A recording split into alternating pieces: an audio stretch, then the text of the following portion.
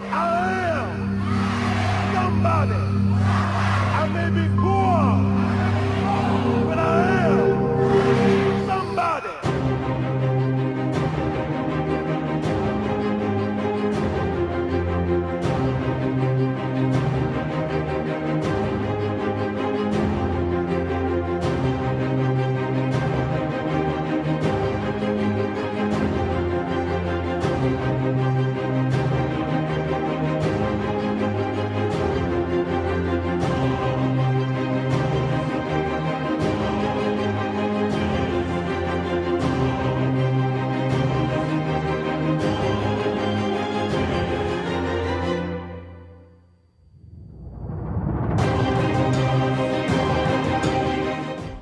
Good morning. I am Hannah Sharif, the host of the Push Gen Z Conversation every first Friday of the month. Today, I welcome you to the Rainbow Push Saturday Morning Forum.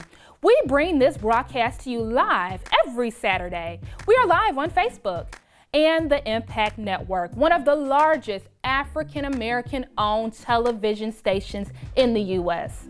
And also on YouTube and WVON Radio on iHeartMedia. Today, we have a power-packed program. We will hear from our oratorical scholar, we will highlight some of our 2020 graduates, and we will discuss a number of issues, including the Electoral College, college athletes involved in the NCAA. We invite you, tell others to tune in, get involved, get inspired, and become engaged in the movement for social change. Pushing for you is what we do best. Help us keep pushing. Join Push today. $35 for adults, $15 for seniors and students. I am Hannah Sharif, and we'll now hear from our oratorical scholar. Good morning. I will recite for you excerpts from The Present and Future of the Colored Race in America by Frederick Douglass. Ladies and gentlemen, I think that most of you will agree with me in respect to the surpassing importance of the subject we are here to consider this evening. Though you may differ with me in other respects, it seems to me that the relation subsisting between the white and colored people of this country is of all other questions the great, paramount, imperative, and all-commanding question for this age and nation to solve. It cannot be denied that the question, what shall be done with the Negro, now stands before us as one of life and death. We are encompassed by it as by a wall of fire. The flames singe and burn us on all sides, becoming hotter every hour. I stand here tonight, therefore, to advocate what I conceive to be such a solid basis, one that shall fix our peace upon a rock. Putting aside all the hay, wood, and stubble of expediency, I shall advocate for the Negro his most full and complete adoption into the great national family of America. I shall demand for him the most perfect civil and political equalities, and that he shall enjoy all the rights, privileges, and amenities enjoyed by any other members of the body politic. I weigh my words, and I mean all I say, when I contend, as I do contend, that this is the only solid and final solution of the problem before us. It is demanded not less than by the terrible exigencies of the nation than by the Negro himself, for the Negro and the nation are to rise or fall, be killed or cured, saved or lost together. Save the Negro and you save the nation. Destroy the Negro and you destroy the nation. And to save both, you must have but one great law of liberty, equality, and fraternity for all Americans without respect to color. But the question is, can the white and colored people of this country be blended into a common nationality and enjoy together under the same flag in the same country the inestimable blessings of life, liberty, and the pursuit of happiness as neighborly citizens of a common country? I believe they can. The fact is, my friends, we are opening a new account with the American people and with the whole human family. Hitherto, we have been viewed and have viewed ourselves as an impotent and spiritless race, having only a mission of folly and degradation before us. But tonight we stand at the portals of a new world, a new life, and a new destiny. We have passed through the furnace and have not been consumed. We have illustrated the fact that the two most opposite races of men known to ethnological science can live in the same latitudes, longitudes, and altitudes, and that so far as natural causes are concerned, we have reason to believe that we may permanently live under the same skies in the same country, and we may share the inestimable blessings of life, liberty, and the pursuit of happiness. Thank you. Good morning. I am excited because we have relaunched our Rainbow Push Food Justice Program in the city of Chicago. We're also doing food justice services in our Silicon Valley office. We're soon to be launching food justice in all of our satellite cities, and hopefully food justice will be coming to a city where you live. What we're doing in Chicago is we are partnering with a number of restaurants and even one of the universities in the city to make sure that students, families, homeless persons, persons living in shelters, persons who are living in domestic violence facilities, seniors who are living in senior homes on fixed income. We're providing meals for refugees and immigrants in the city. And each of these meals is sponsored by World Central Kitchen. They're providing meals every day to people who are food insecure. We also want to thank the Valari restaurant. They provided meals during this period of COVID. We also want to thank the Let Us Entertain You restaurant chain. They've been providing meals. And then the University of Chicago has put resources in the hands of African American caterers and restaurant owners so that they too can provide meals each and every day for families.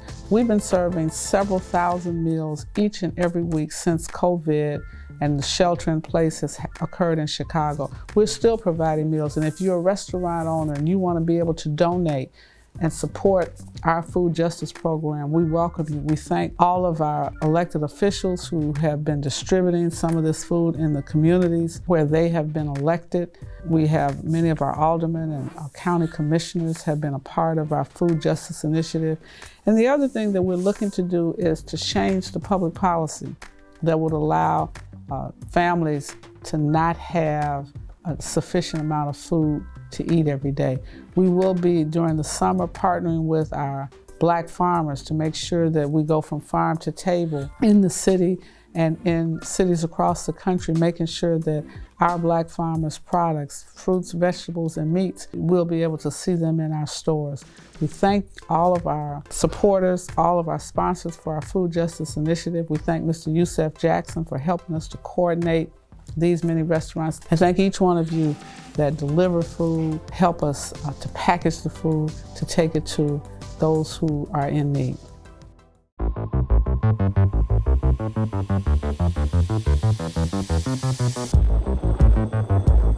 Today and every other Wednesday, we are doing the Feed the Hungry program at the New Faith Missionary Baptist Church. So really, over 30 years ago, my grandmother started doing this Feed the Hungry ministry, and she would come and she would cook every day or every Wednesday in our cafeteria area.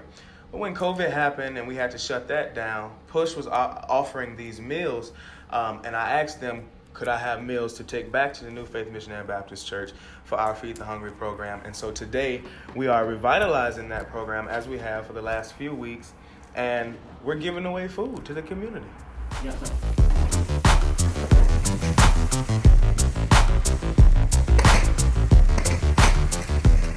While we're here, we're giving out food still to feed the hungry and helping. We need to help. So that's what we're trying to do. We're helping that, trying to help as many as we can. Ma'am, do you have children?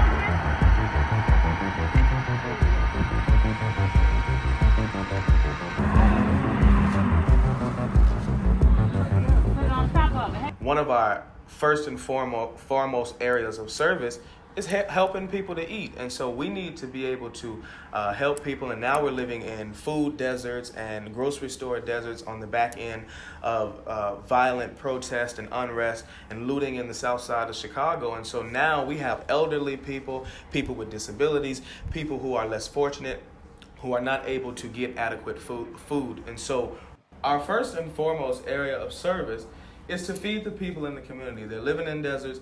We've got to be able to help the least of these in any way possible.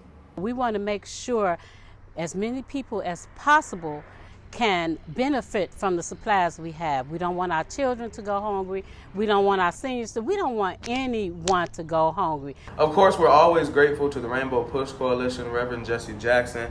We're grateful to the community. These caterers, World Central Kitchen, Volare Italian Restaurant, the University of Chicago, all of our partners in this food distribution program. The Reverend Dr. Howard Randolph and First Lady Randolph thanks you. The New Faith family thanks you.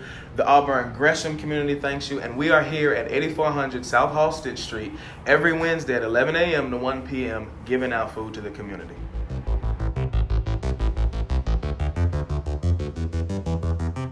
Every summer, Push Excel brings you a state-of-the-art summer program.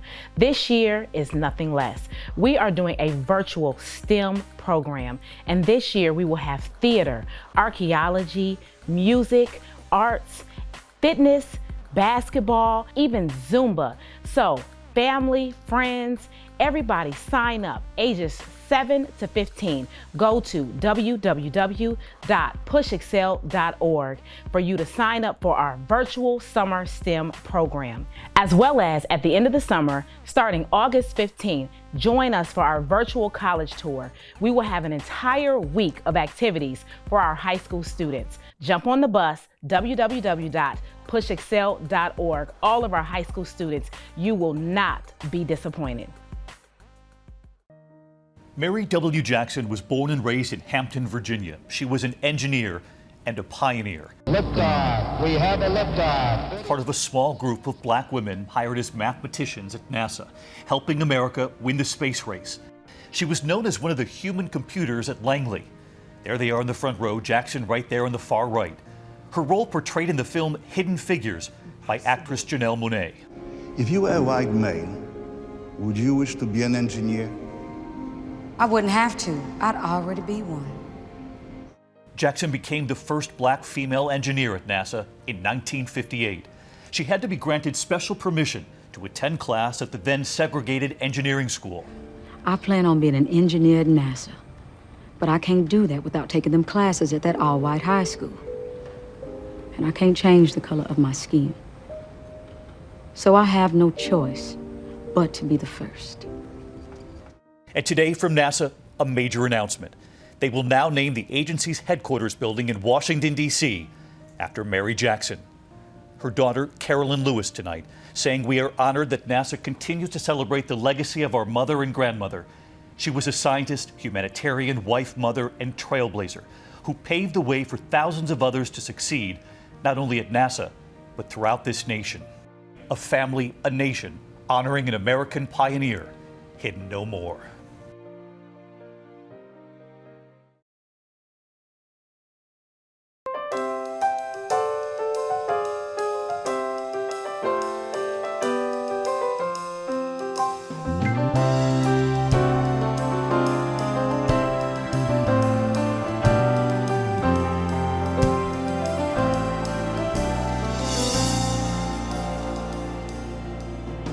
There are times when we feel lost and scared, and the future seems unclear.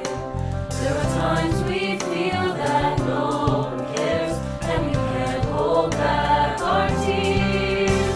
So it's time to regain all our strength. We can't just give it again and again. So we stand here joined in harmony. We'll be the ones to hold your hand. 'Cause we are one family.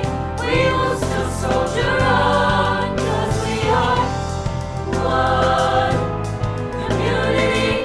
There's still yet a new dawn. So don't be discouraged. We will make it through this together as one. Oh, whoa, whoa, whoa.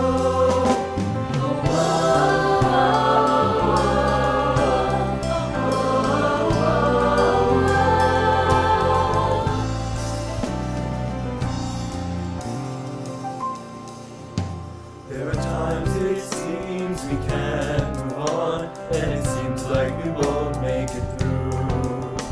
There are times when we feel let down, and we often feel confused. So it's time to regain all our strength. We can't just give it again and again. So we stand here joined in harmony. We'll be the ones to hold your hand. 'Cause we are one family. We will still soldier on. 'Cause we are one community. There's still yet a new dawn. So don't be discouraged. We will make it through this together as one. Yes, you'll make it. Yes, you'll make it. Yes, you'll make it. Yes, you'll make it. Yes, you make it. Yes, you make it. Yes, you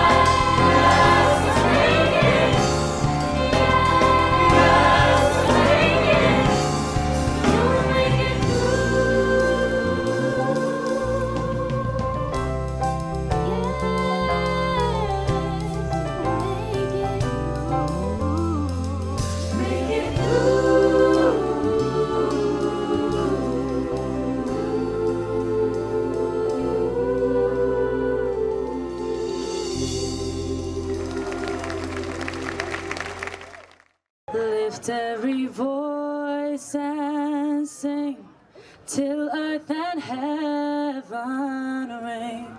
In some real sense, Lift Every Voice and Sing is the sacred anthem that tells a story of the suffering and the hope and aspirations of African Americans.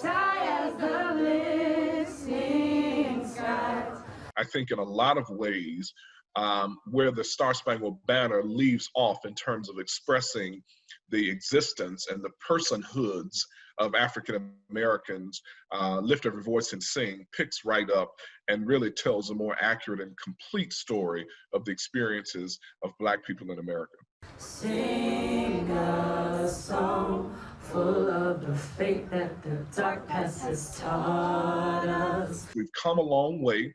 We've had a long way to travel, but we're not finished yet. We're not at the promised land yet, but we will get there. And I think the song expresses that for this generation. Facing the rising sun. It's often found at African American gatherings in AME and CME and AME Zion churches on any given Sunday morning. It's often sung and heard and played at African American celebrations of our culture and our history and our heritage. So for those of us who are reared in the Black community, we know the song well. Let us march on till victory. My hope and real expectation is that people who are not in the African American community will embrace the lyrics and understand the deep place of sorrow and yet hope that the lyrics of this song represent for Black people in America. Facing the rising sun of our new day begun.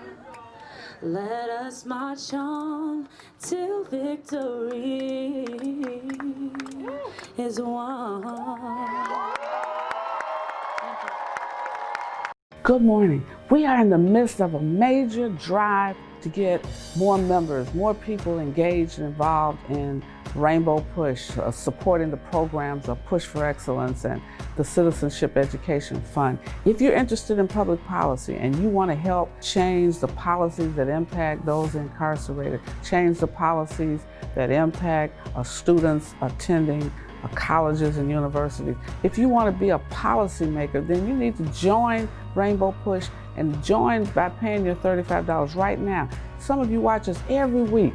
You listen to us on the radio. You're viewing us in social media. We need you to become a member. It's only $35 a year. If you believe in the scholarships that we give to thousands of students each and every year, we've awarded more than $10 million to scholars year to date. What do you have to do to give and support Push? It's really very simple. You can go to rainbowpush.org if you're on a computer and press donate. Give any amount. Every dollar is important. You want to talk to somebody, call us at 773-256-2775. You can give right now, any denomination that you choose.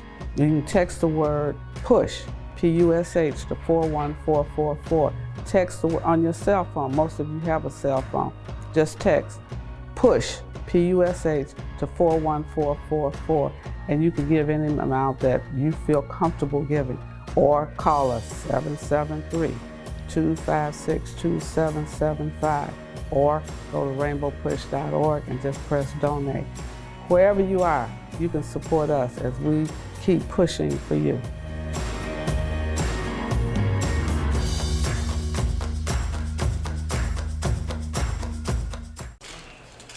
Just months before the presidential election, the U.S. Supreme Court is telling electors in the Electoral College who determine the ultimate winner that they can't go rogue and not vote for the candidate who wins the state's popular vote. The decision essentially blocks a handful of would-be independent-minded members from deciding the next president. State officials have said these so-called faithless electors threaten the integrity of American democracy by undermining the will of the electorate and opening the door to corruption. But the plaintiffs in the case said the Constitution requires them to exercise independent judgment to prevent unfit candidates from taking office. The justices on Monday unanimously ruled in favor of Washington State and Colorado, which had imposed $1,000 penalties on several faithless electors who defied pledges in 2016 to vote for the winner of their state's popular vote, Democrat Hillary Clinton. Republican President Donald Trump defeated Clinton by a margin of 304 to 227 electoral college votes, despite losing the popular vote nationally by about 3 million votes. In 2016, 10 of the 538 electors cast ballots for someone other than their state's popular vote winner, an unusually high number that could have changed the outcome of 5 of the 58 previous U.S. presidential elections. Supreme Court ruled this week that electors must support the popular vote. We don't need a university of votes above the common vote. The common vote is the power in our democracy. Vote, your vote must count, and every vote matters. It's a day when democracy really happens, when one person, one vote. The Supreme Court did a good ruling this week. We thank the Supreme Court. Let's keep on ruling in the right direction. I can't breathe. I can't breathe when I work hard and walk in a bank and can't get a loan. And if I do get a loan, I pay more for the loan and later wish that I had left it alone. I can't breathe. I can't breathe when I work hard and try to buy a car and you charge me a double-digit interest rate on that loan. I can't breathe. I can't breathe when I work hard and try to buy a car and you charge me 3% more than you charge a white customer for the same car, and we both have the same exact good credit score. I can't breathe. I can't breathe when I work hard on the same job that my white counterpart works on, but makes 20% less than he does doing the same exact job. I can't breathe when I get sick with the same illness as a white person, yet he gets treated and gets better, and I don't get treated or get literally mistreated and get buried. I can't breathe when I see a new house I want to buy and you deny me the right to buy it because of the color of my skin. I can't breathe when I want a great education for my kids, but you refuse to provide a quality education in the zip code that I live in. I can't breathe when you intentionally rezone certain areas of the city in the country, across this country, exclusively for those that don't have anything or anyone to hope of having anything or hope to have anything ever. You don't get that one, do you? Let me break it down. In order to change a person has to see and experience change. You still don't get it, do you? Okay, instead of grouping hopeless people together, put some people with hope in the middle of the hopelessness. I can't breathe. I can't breathe when gas costs more in the hood than it does in the burbs. I can't breathe when I'm in my car and get pulled over by the police and I don't know if he's going to protect me or neglect me. Neglect what? You don't understand. Neglect my rights as a citizen, neglect my right to be treated as a man, neglect my right for proper procedure as he apprehends me, neglect my life and not want to have a mission to take my life. I can't breathe. I can't breathe when I get in a certain college or university because I can't get in a certain college or university because of the color of my skin. Or if I get into college, it is because I can make millions for your universities as I run and score touchdowns and shoot baskets and run track competitions and get paid nothing as you make even more millions off of my name, my image, and my jersey number, and you give me nothing for it. I can't breathe. I can't breathe when I realize that African Americans make up 13% of the population in this United States, yet at most universities we only comprise 6 to 8% of the total student population from freshmen to seniors. Can't you reserve at least 13% of the seats for us in your college to represent the 13% of us that work in the fields of your nation? I can't breathe.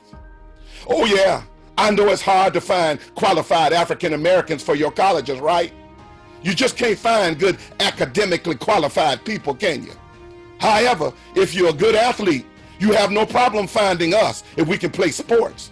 You will swim with alligators in the swampland of Florida to find that football player. You will comb the fields in Texas to get that track star. You will climb the highest skyscraper in New York and Chicago to get the next great basketball player. It's amazing how you can find us when you want to use us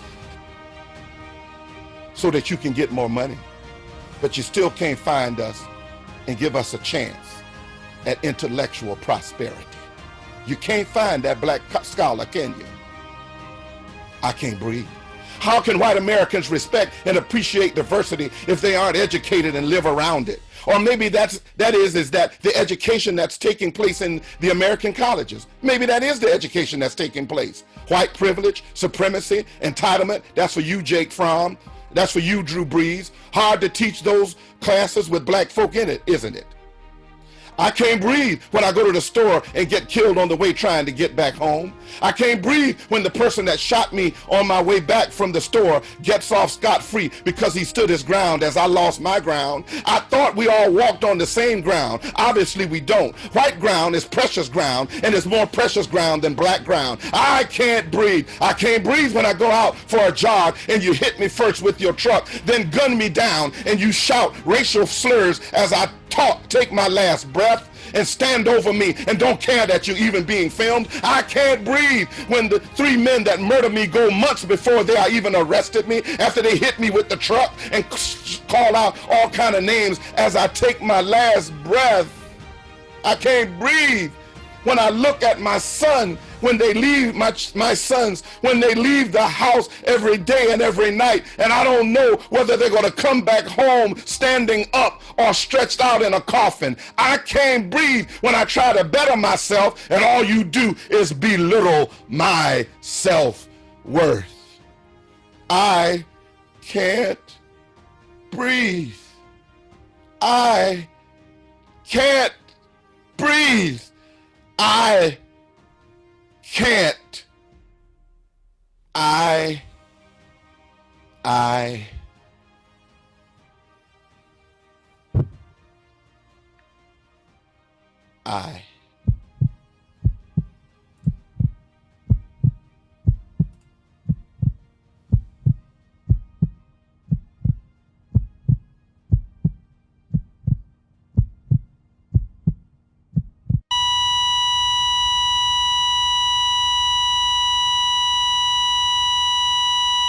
Hi, I'm Todd Yeary here outside Dr. King's workshop, the Rainbow Push headquarters, where people of goodwill from all walks and all places gather as comrades in the movement for justice and equality.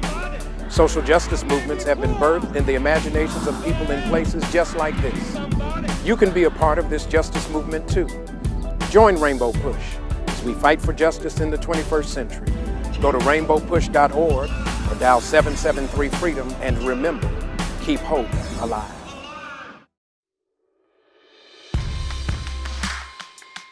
Hello, everyone. My name is Santita Jackson. It's a joy to be here with so many of you today. What a wonderful array of guests we have here today to talk about our indigenous peoples, the indigenous peoples of this land, the untold story. Brought to you by the Rainbow Push Coalition. Of course, Reverend Jackson has always said red, yellow, black, brown, and white were all precious in God's sight.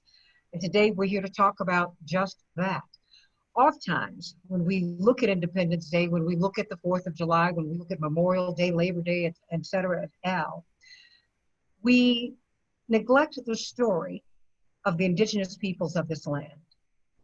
And today we're here, Mark Thompson, to correct that history, to do our part, to look at the people who are at the foundation of our story here, not his story or her story, but our story in the United States of America.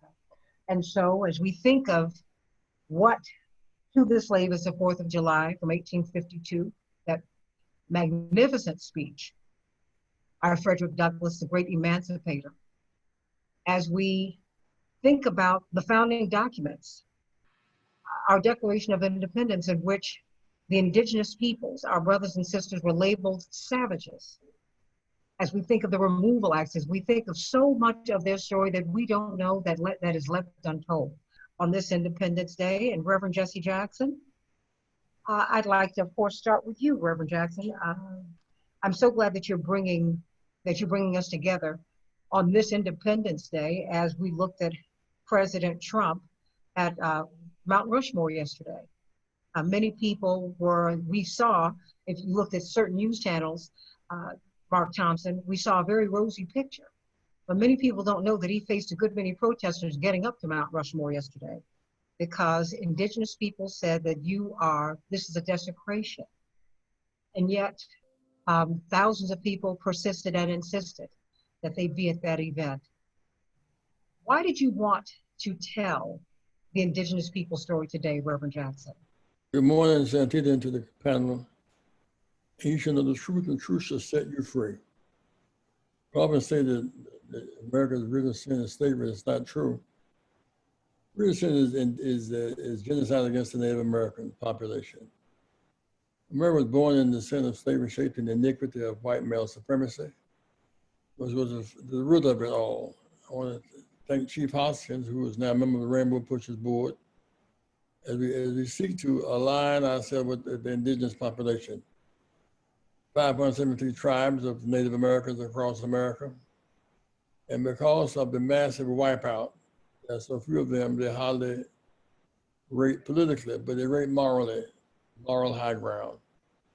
Concerned that we know Tallahassee is an Indian tribal name, Mississippi, Alabama, Arkansas, Oklahoma, Seattle, Indian tribal names. We know too little about this part of our history. So we have some need, the Rainbow Push Coalition, to in fact involve the Americans as real members of this family. The issues are issues. Their treaties have been violated, our treaties have been violated. We should fight with them. Treaties on it. But last night, Mount Rushmore, Santee, was stolen property, confiscated property. So we established it now that some years before to get the Redskins named for the Washington football team. It's about to happen now as Black Lives Matter escalates. The fact of the matter, the Cowboys said that the Indians scalped the whites. The fact of the matter is, when they had 1832, they was a good Indian is a dead Indian with the removal of American Indians. If you brought an Indian to the trading block, it paid per dead Indian, per male, a little more female children. It became inefficient. Well, let's sell scalps. White people scalped Indians and sold the scalps. Men, women, and children. We must know the ugly history of this. But today is the day to bring it about, Brother Todd, because America was born in the sin of slavery, shaped in the iniquity of racial white male supremacy. And as we now begin to pull down statues of Confederates, treasonous soldiers, we must now unearth truth of our foundation, a nation conceived in liberty and slavery coexisting. It's a contradiction that we cannot stand. We will not stand any longer. We will bring the name down on Redskins from the Washington football team. We will also get a commitment to honor treaties. When I look at the Navajos dying, the greatest number dying in the COVID-19, sickens me. We cannot be dismissive of Native Americans dying without water, dying without hospital resources. Today we're getting married again, really getting married to our Native American families. Hawkins, this is our time, and we're going to do it now. Reverend Todd Yeary, who is our Washington Bureau Chief and Vice President, has a lot to say about this. Some of my roots go to Cherokee, South Carolina. My father's parents were in part Cherokee, part Ethiopian. So we are all entangled with the Native American population. We're them and they're us. Santita, thank you very much. Well, good morning, Santita, Reverend Jackson, and to all of our friends who are on the call. This is such an important conversation against the backdrop, as you have lifted up, about the debacle at Mount Rushmore, with all of the conflicted symbolism, but the very clear rhetoric that was coming out of the mouth of the current occupant of 1600 Pennsylvania Avenue. You can hear the incitement to hatred in the words that were chosen on the eve of the day when we tell the fairy tale of independence. As we tell the untold story, it helps us to put in proper perspective what the nation often holds on to as the epitome of its story. We We hold these truths to be self-evident, that all men are created equal and endowed by their Creator with certain unalienable rights, and among them, life, liberty, and the pursuit of happiness. It's a truth to be self-evident, but not realized by all people. And so the contradiction is not only in the rhetoric, but that which has flowed from it. And so this conversation helps us to begin to correct the telling of the story, to begin to understand the unique nuances, to make sure that we walk in self-evident but clearly told truth. And so I'm glad to have our Native American brothers and sisters. I thank Licia Maddox for being my sister from another mister to help kind of do the coordination. She is a great, great colleague working on behalf of the National Congress of American Indians. And so we've got great work to do together. Santita, I'm putting my seatbelt on, ready to go for a good ride today. As my big brother, Mark Thompson would say, happy 4th of their lie day. All right, let's get it straight and let's get to the conversation. Thank you. Reverend Jackson and everyone, it's just an honor to be on the program this morning. You know, I think that the experience that I've had in my life is in some ways the same experience people all over the country have, which I was raised not knowing about those fine details in some of the founding documents that would refer to Native Americans as savages. You know, it wouldn't be until I was a young adult that I would encounter that. And I think what that reflects is that we're a country that glosses over or completely ignores parts of history that's uncomfortable. And goodness knows there's so many chapters of American history that are uncomfortable.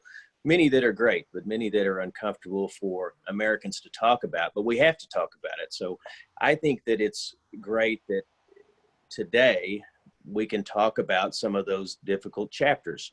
You know, yesterday, the Washington Redskins, under pressure from corporate sponsors, started to do the right thing.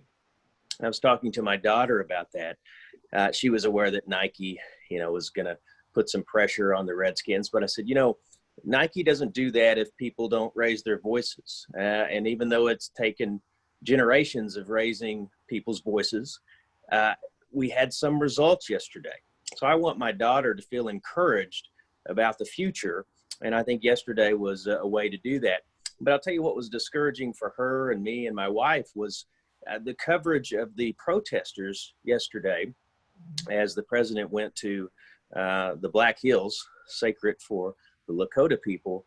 The coverage really across mainstream media just wasn't there. I mean, you really had to go, you know, on Facebook to see some live feeds to see what was going on. And I think that tells us that we still have a long way to go in the country in terms of telling this story. And that's why I love the name of today's program, The Untold Story, because it's untold in terms of the history, you know, me growing up, not knowing those aspects of my own people, perhaps being referred to as savages. And it's untold today in terms of a day in which the President of the United States goes to the Black Hills, and yet the story of the history of that and the current protests are marginalized. And I think we have to work to change that. And I think engaging with the Rainbow Coalition is one way we can do that. The Untold Story. The Rainbow Push Coalition is bringing together the untold story. You can react to what happened at Mount Rushmore last night, but what don't we know? There's so much that we don't know. Absolutely. Good morning again from the great state of Louisiana and from the sovereign nation of the Coushatta. We are located in southwest Louisiana, and we have 966 members in our tribe. And we're very, very proud, and we consider it a privilege and an honor to join you all this morning, including Reverend Jackson, who is an icon here in our country, who's been a leader for several decades in social justice and civil rights and so forth. It's an incredible privilege to be here this morning.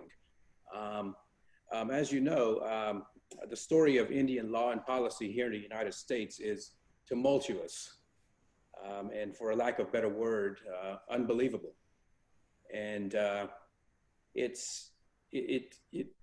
the context and the background of what's happening in this country, we're facing unprecedented challenges and crisis. It's very appropriate that we have these types of discussions. And again, some of our panelists mentioned that these are sometimes uncomfortable topics to discuss. But just because it's uncomfortable and unpleasant, it doesn't mean that we should hide them or sweep them under the rug or try to wish them away. This is a part of American history, whether it's good or bad. As you know, since the founding of America, the indigenous people inhabited North America for thousands of years and centuries. And since the founding of America, of the United States, Native Americans did not become citizens of this country until 1924, which relatively speaking is only a short time ago when you think about it. In addition to that, voting rights for Native Americans in every state only occurred in 1962. Mr. Sidkey, on Independence Day, you have been citizens 96 years, not even 100 years. Absolutely, and it's remarkable. Another fact is that Native Americans have been, to this day, have on a per capita basis, enroll and enlist in the United States Armed Forces voluntarily. We have the highest rate of any segment of society of Native Americans volunteering for this nation's armed forces, which means, in other words, that despite what has been done to our tribal nations and tribal people in this country, our people continue to serve proudly for the defense and the spread of freedom, not only here in America, but around the globe as well. And I'm very, very proud of that fact. We're not only, as the tribal chairman of the Coushatta Tribe of Louisiana, today it's a huge honor and a privilege to serve in this role. But at the same time, I'm reminded of the fact that we're not only addressing the needs of 966 members of my own tribal people, but the policies and the ordinances and the laws that we adopt as a sovereign nation here in Allen Parish impact non-Indian lives as well. So the modern day tribal government has an immense responsibility to practice good governance, good, sound, stable governance, because many lives are dependent upon the success of the Coushattas. In the wake of the Coushatta success story, or my people, and the beneficiaries are non-Indian people as well. You cannot draft a better story than that. And again, our wonderful stories our stories of challenges and oppression must be balanced out with discussions of progress and achievements that we have made as a people and as a country. And with that mindset, with that type of view, I think that together we will find our way to a better life, the life that America promises for all her citizens. Thank you all so much, and I hope to see you all again. And I extend to everyone here, and also to all of those that joined us live, a personal invitation to visit us here at Coushatta. God bless you all, and Alilamo. Bless you. Reverend Jackson, would you like to close this out? Yes, and there's a book, Keeping Hope Alive, collection of some of my speeches and sermons, headed by Dr. Grace Kim. We'll all get a copy of this book. I'll send those on the Zoom copy for today. My great-great-grandma was not a slave. She was my great-great-grandmother, not a slave. So slaves and savages, that language must leave. No savages, no slaves, really. People who were enslaved. The second piece of that, it seems to me, is that linkage. In 1965, they formed a treaty with African Americans, a treaty. But it was never for African Americans on the blacks couldn't vote for 85 years.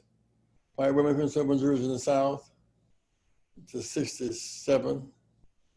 18-year-olds could not vote. Could go on college campus, could not, the Indians recognition of vote 73. Latinos in 75. So in that same period of time, we all gained the right to vote. We're the new majority. So in the future, if you have to drive about 3 hours to vote, it's all of us. Because when Kennedy won by 113,000 votes, your million votes count. Bush took the election from Gore by 527 votes. A million vote count. Your linkage is important The numbers are important, and your moral authority is most important. This will not be an evidence. We're going to have this conversation a lot. We must really get some influence the people, Barbara, some congressmen and others who are not a part of this conversation. They must learn this conversation. Some mayors and some sheriffs and some police chiefs, Black Congress people. We must go out of our way to really have this a much broader, bigger conversation soon. I think truth depends upon it.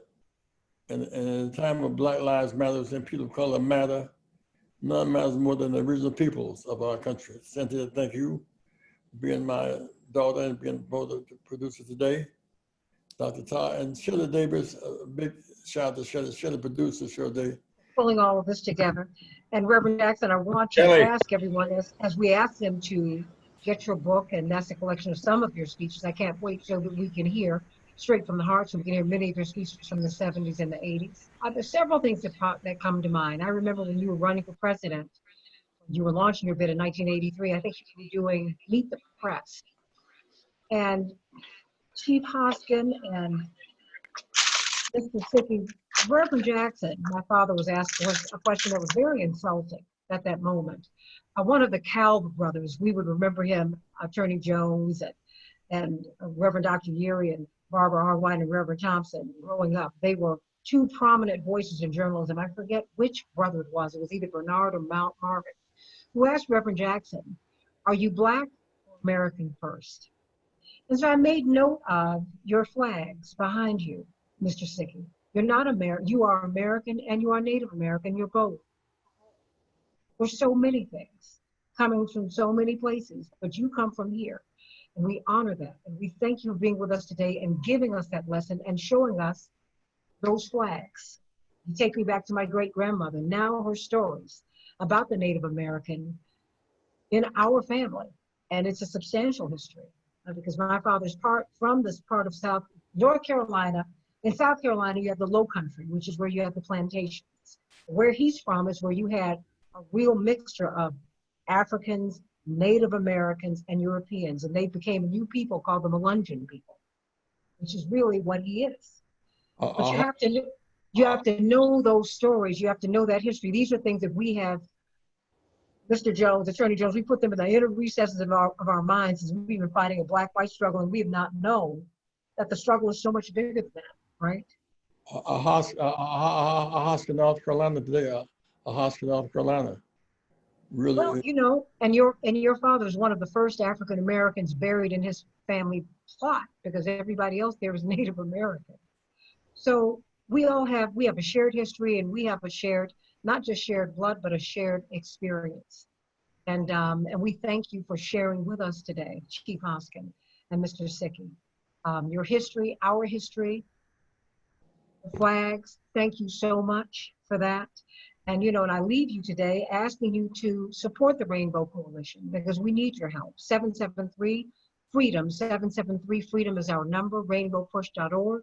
You can find out what we're doing. Every week we encourage you to like and share this Facebook broadcast. We want people to hear the untold story. We want you to know that the Native American has only been a citizen for 96 years. Let that settle in on you. Let us think about Langston Hughes today. I think that you would appreciate this more, almost being so lyrical yourself. Reverend Thompson and Reverend Dr. Yeary, so brilliant you both are. Let us close with these 5 lines from the great bard, Black Bard of Harlem. Oh, America was never America to me. Oh, yes, I say it plain. America was never America to me. And yet I swear on this oath that America will be.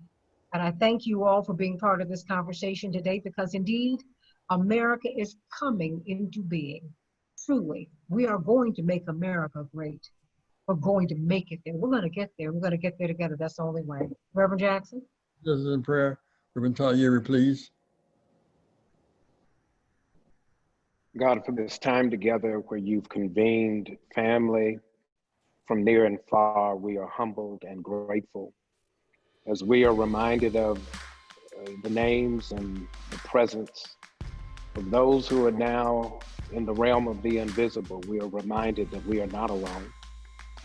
For the vision and the voice of Reverend Jesse Lewis Jackson Sr., to ask the family to gather on this day, we are grateful.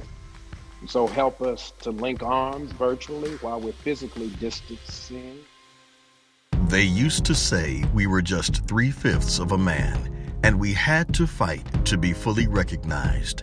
Back then, being counted meant marches, pickets, jail cells, and worse. One way you can show we count in less than 10 minutes is to take the 2020 census. Be a warrior for your community.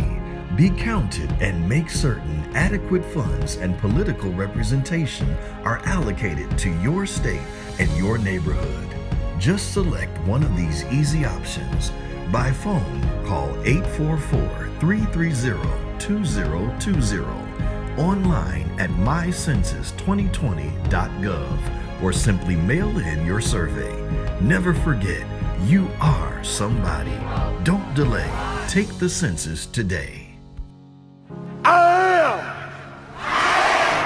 somebody. Dr. Kim, I went to jail with a group of 7 students, July 17, 1960, almost 60 years ago. We never stopped moving. I lost a few of jail cells and death. We never stopped moving.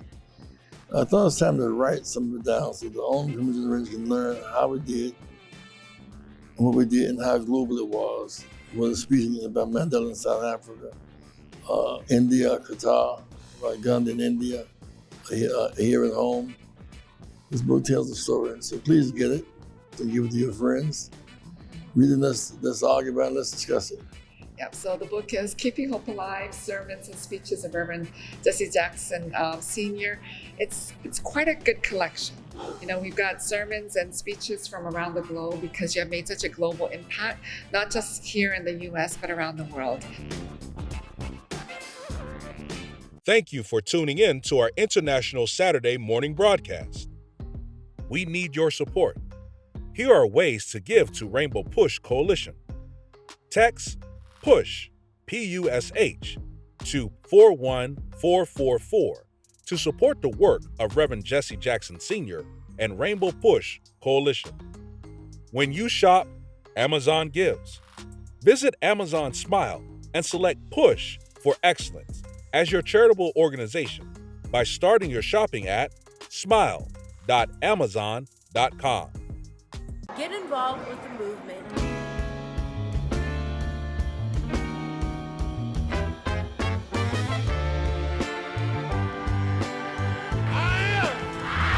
Somebody. I may be poor, but I am somebody.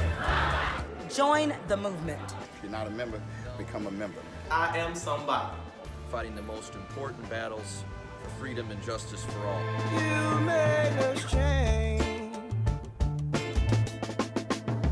Oh, trying to bring closer. Join Rainbow Push. But you're not pushing me away. Join the movement.